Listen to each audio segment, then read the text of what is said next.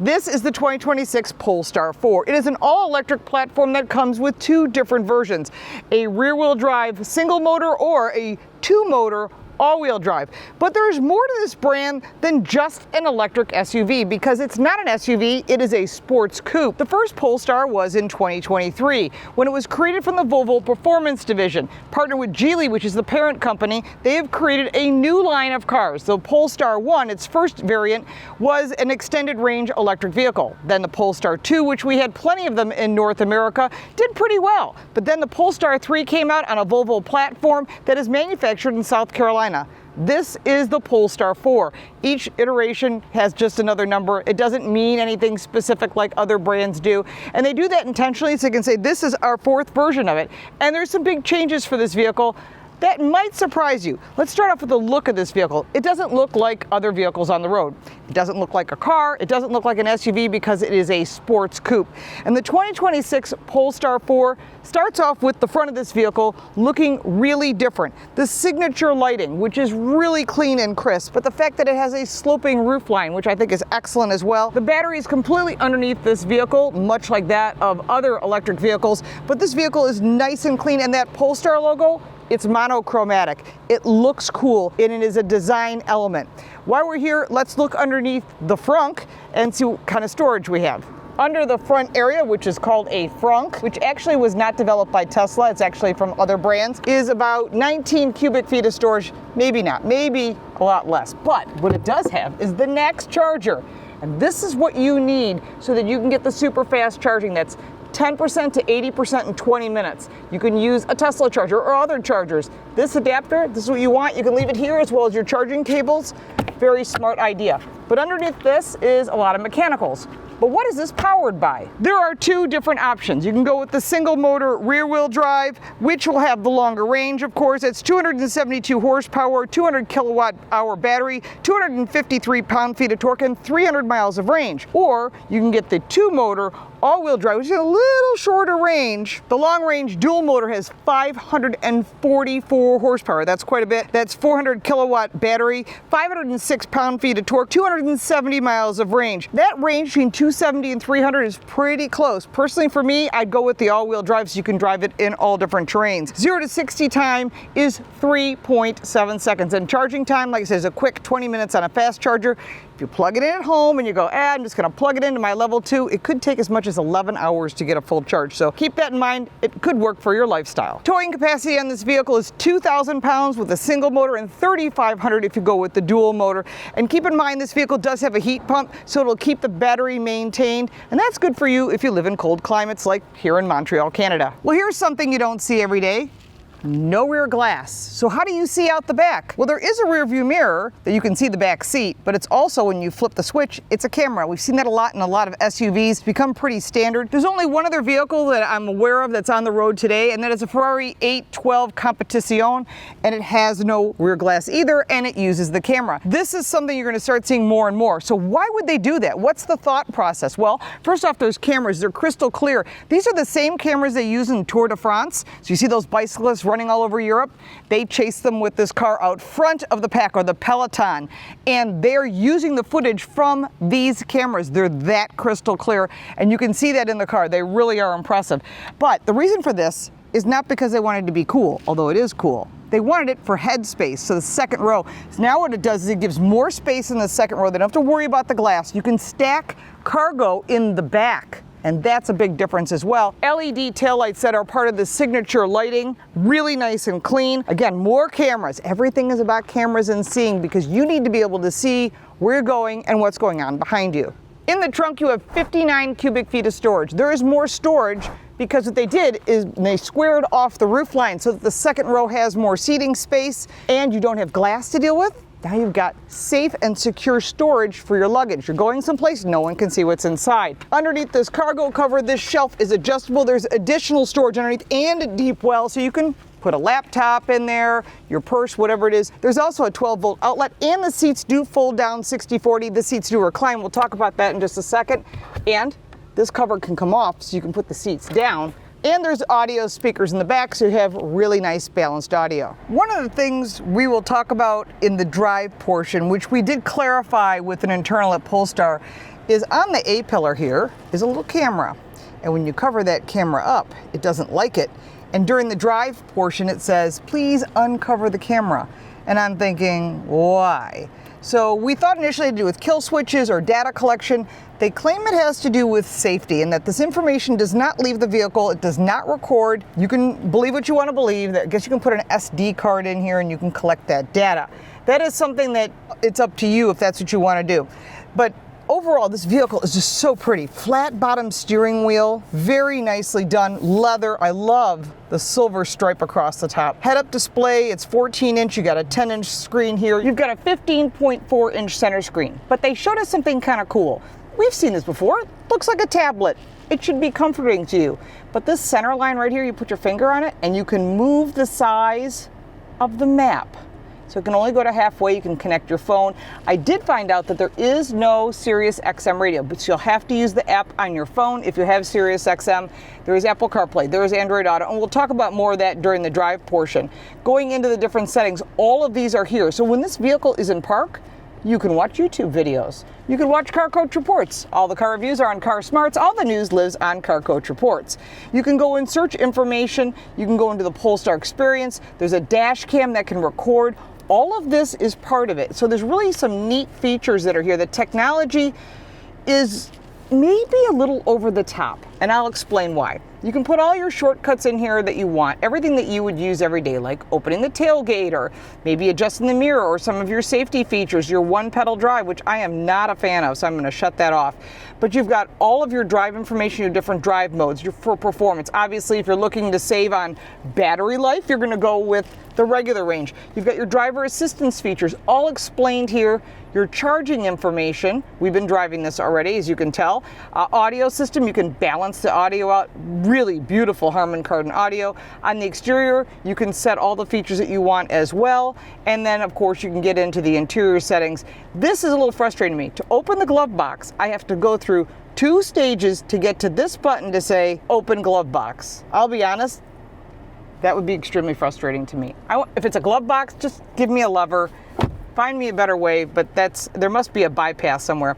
But you also have ambient lighting, quite spectacular. You can choose anything you want based off of all of the planets. Isn't that cool? So you can pick the planet, and that's the color that you would get. Jupiter, Saturn, Uranus, put the jokes down below, Neptune. I like Neptune. We're gonna use Neptune. And then all of your settings are here as well. All the climate controls, literally everything is on this screen. Don't get me started, because this is sort of a tablet with wheels. And we talk about this in the drive portion in just a second, where Al Vasquez and I take it for a drive, and we believe this could be maybe very close to what Apple was thinking about building. You've got your vents here, beautiful materials. This is all recycled materials. In this case, this vehicle has leather. Our test vehicle that we take out in a little bit is made of a material that's very close to what you see on a sneaker. It's pretty cool stuff. In addition, you've got your wireless charging. All of your controls are operated through here. If you want to do any volume controls or forward, it's right there. 2 cup holders, again, that blue ambient lighting, beautiful cover. Materials are spectacular in this car. And storage here, as well as 2 USB-C charge ports.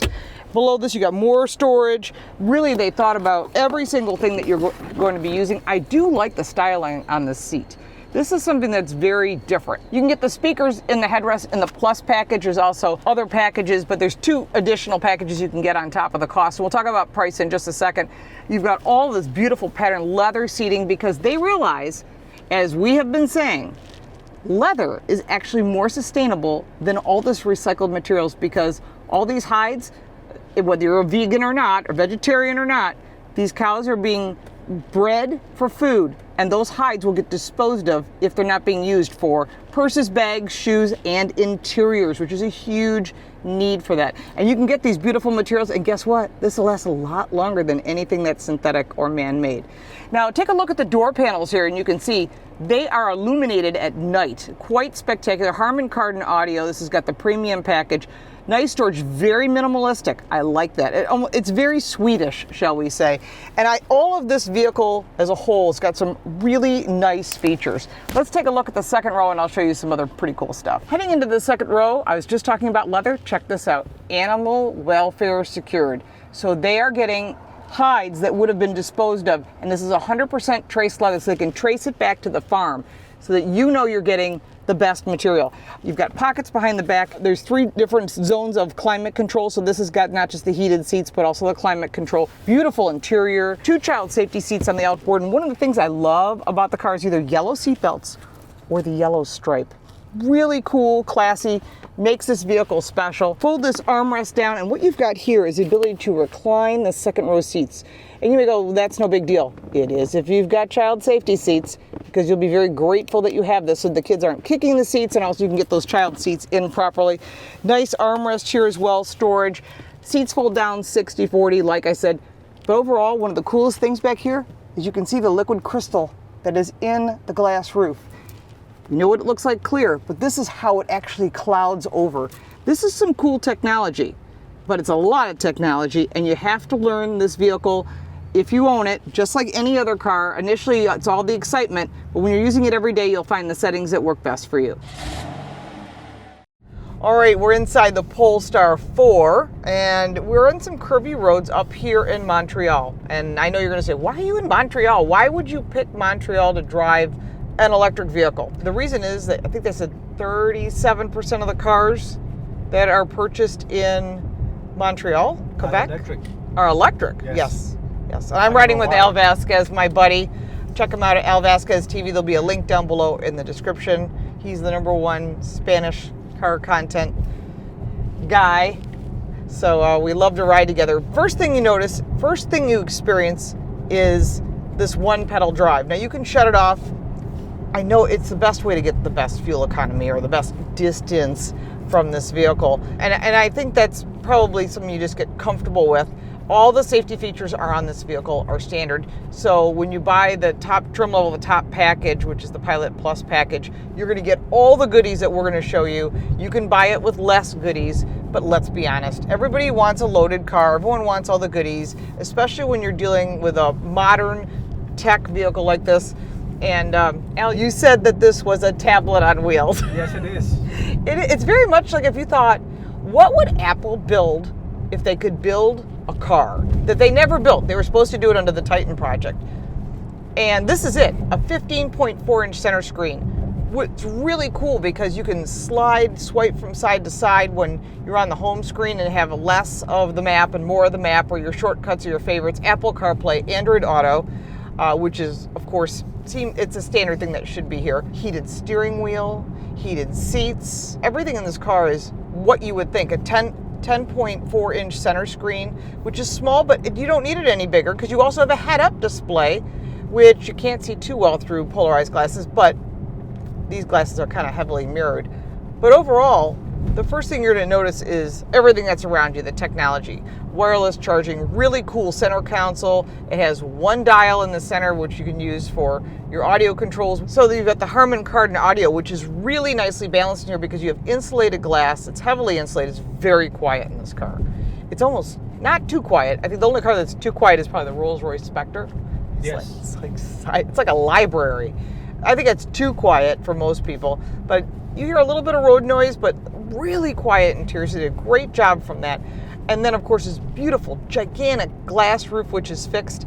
And if you don't want the sun to come in, which I kind of like it to be the light coming in, you can darken it, and it's a liquid crystal display, and it'll darken. So it's really cool. They do that with a lot of windows in homes now, like for bathrooms. So you want the daylight, but sometimes you don't want the daylight or people to look in. So that's some really nice features. Nice center console. It's a floating center console, so you got storage underneath as well. Tons and tons of charge ports, so you never have to worry about that. But the vehicle itself, as far as technology, tons of technology, and every bit of material is soft. I mean, the center console is soft. I mean, this material that is this recycled, it almost feels like a gym shoe. It's like a mesh. It's on the seats also. You can also get leather. There's all kinds of other materials.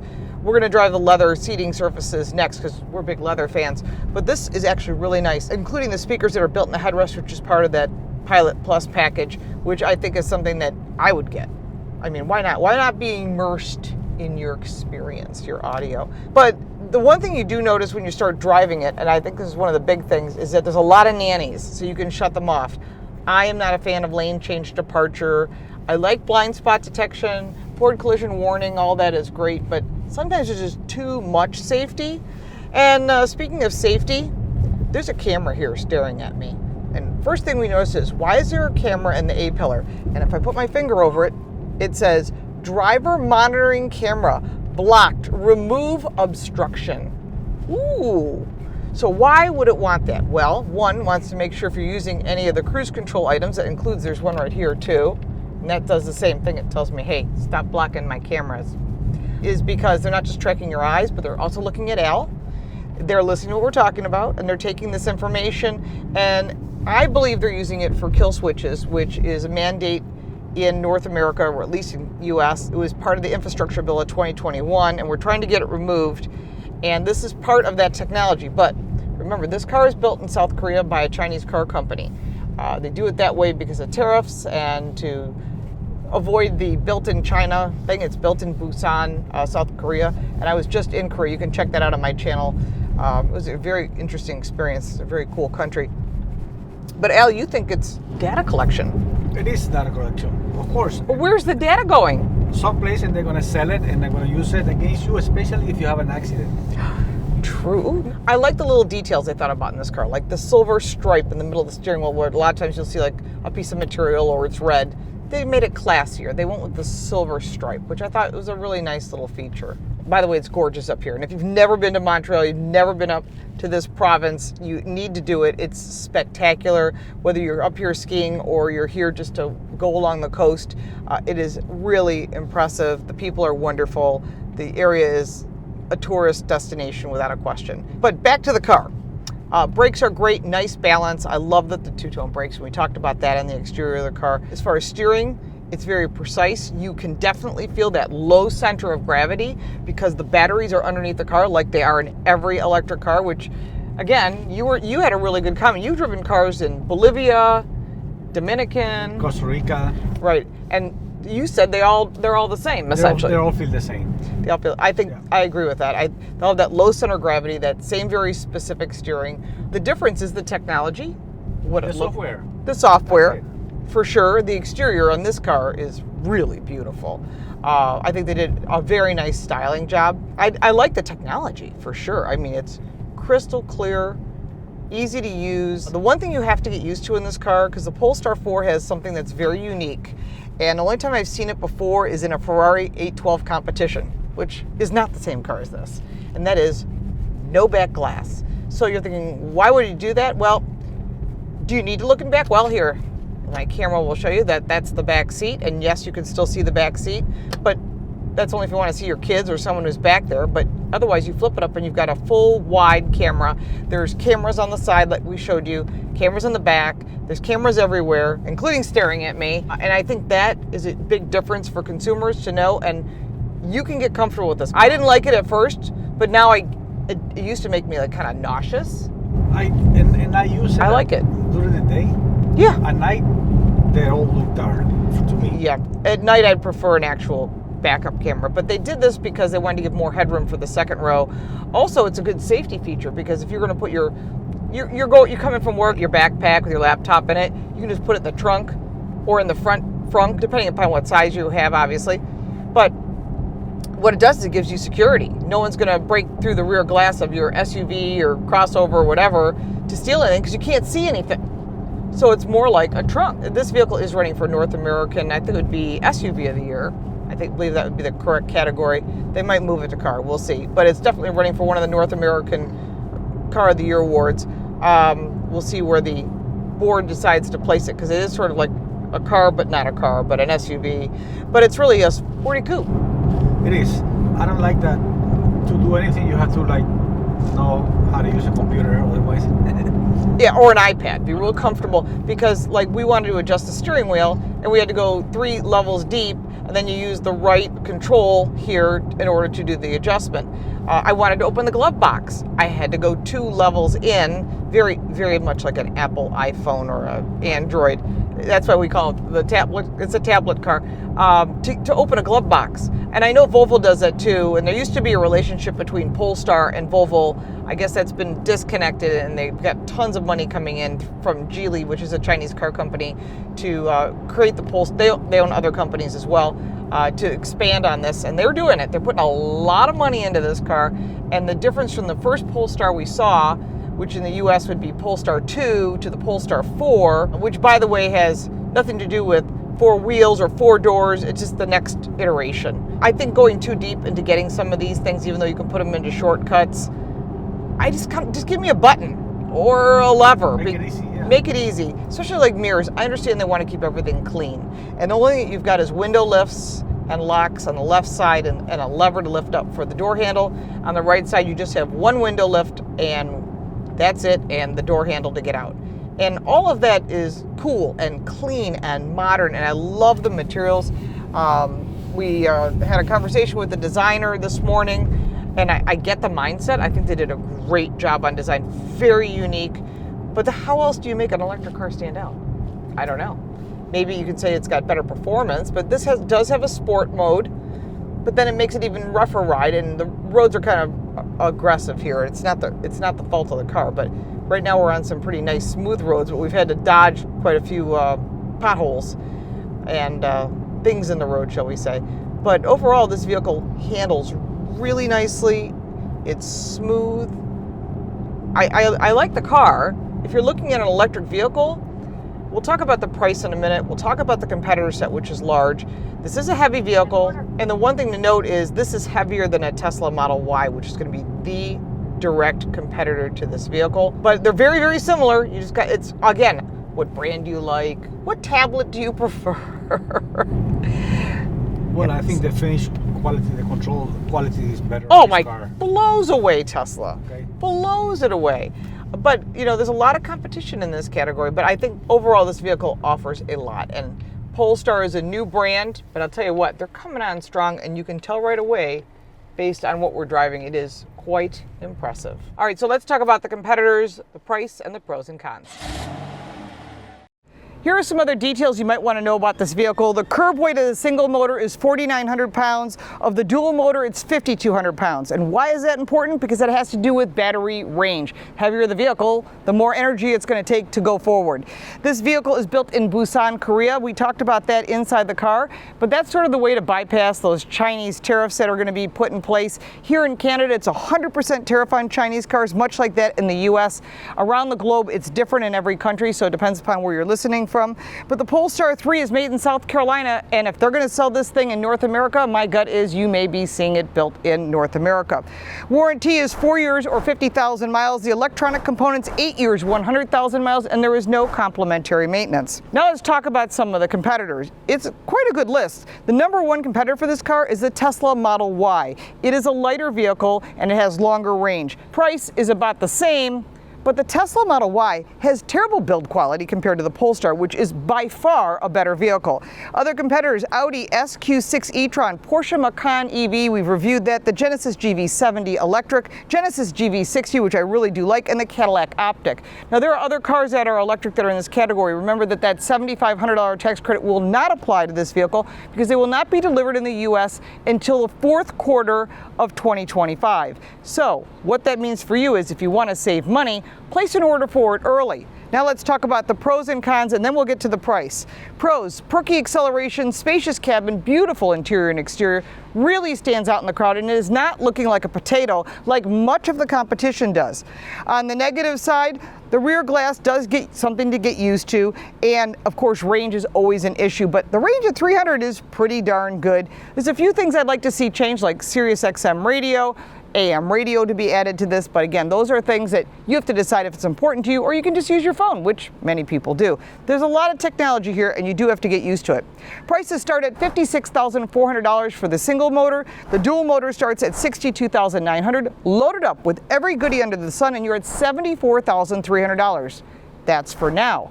If you place the order today and you go to Polestar.com, you can place an order for this and build it the way you want. Once the tariffs come into play, and we're after September 30th, When these vehicles start getting delivered, I think they're going to be a little bit more expensive, so they may repackage this a little bit. So if you think you want one of these, especially the way we have it loaded with all the goodies, you certainly want to take advantage of that now. Remember that all the car reviews live on Car Smarts and all the news is on Car Coach Reports. If you have any additional comments or questions, put them down below. If you'd like to support our channel, you can buy me a cup of coffee. The links for that are in the description as well as ways to reach me. I'm Lauren Fix. Thanks so much for watching.